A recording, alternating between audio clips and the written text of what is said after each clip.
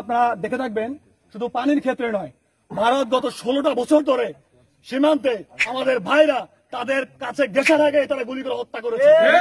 এমনকি তারা আমাদের দেশের সীমান্তে ঢুকে আমার ভাইদেরকে হত্যা করেছে। কোনো বিচার পাইনি আমরা। তারা ফেরানিকে হত্যা করেছে। আমার দেশের সব সময় আমার দেশের ইলিশ তারা ভোগ করেছে, জনগণ ভোগ করতে পারে নাই। তাই ভারতকে আমরা এখান থেকে হুঁশিয়ারি দিয়ে বলতে চাই যে 16টা বছর ধরে তোমরা আমাদেরকে শাসন করেছো, শোষণ করেছো, সেই দিন শেষ হয়েছে।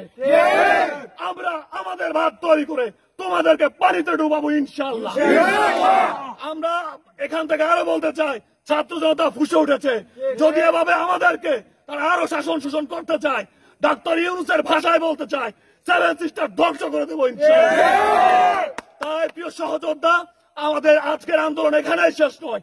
আমরা শুধু আন্দোলন করলেই চলবে না। ফেনীতে আমাদের ভাইরা আজকে পানিতে হাবুডুবু খাচ্ছে, আমরা তাদের পাশে দাঁড়াবো, তারপর এর বিহিত করে ছাড়বো আমরা ইনশাআল্লাহ।